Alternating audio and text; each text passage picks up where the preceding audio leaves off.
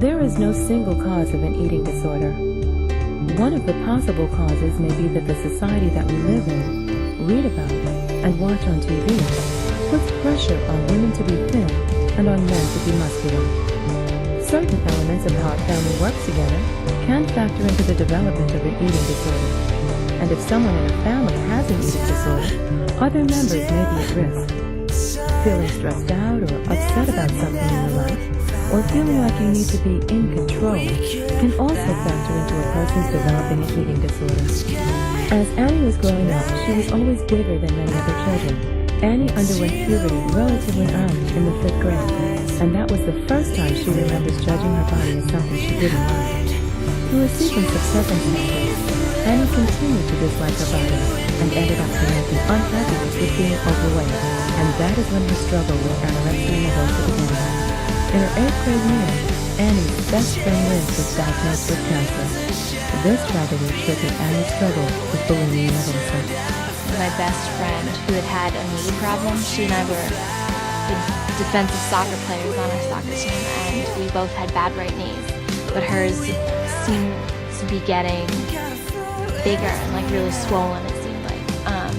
And when I got back from my trip to Canada with my family, began sort of this nightmare, and it's sort of the turning point of what I see as my childhood ended and like this new middle phase began. She had cancer. It was a tumor in her knee, and over the course of a few weeks she ended up starting chemo, and we found out it was malignant and it had spread to her lung, et cetera. It was osteosarcoma, and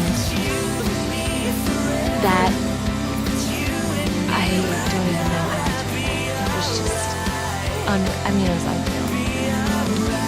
She ended up dying exactly a year after she was diagnosed.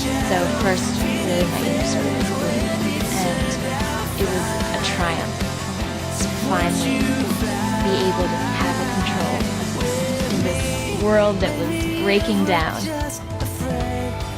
Eating disorders seem to stem from a number of areas, and it is still unclear how they all fit together so that a person develops an eating disorder. What is clear is that being obsessed with food or one's appearance are symptoms of an underlying emotional struggle. Males and females often do not differ in how they express their eating disorders. However, eating disorders in males may more often go unnoticed because eating disorders are still thought of as a disorder of humans. I think eating disorders would be different for guys than girls because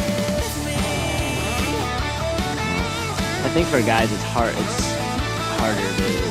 talk about it or to think that you might have an eating disorders, whereas girls you always see, at least when they talk about eating disorders like in health class or something like that, you always hear girls that have an eating disorder because they want to be thin or they get sick, they don't eat, things like that. And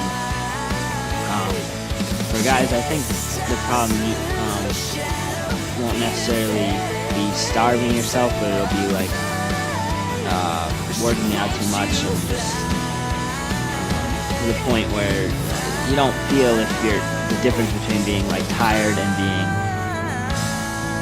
hurting yourself, like you just feel like, oh, I'm really tired and it hurts what I'm doing. Like if you're lifting weights, you get tired, but you don't know the difference between if you've gone too far because you just feel like, no, I haven't done enough, I can do 5 more, like I can do more, I can run farther, and you just get obsessed with feeling like you're weak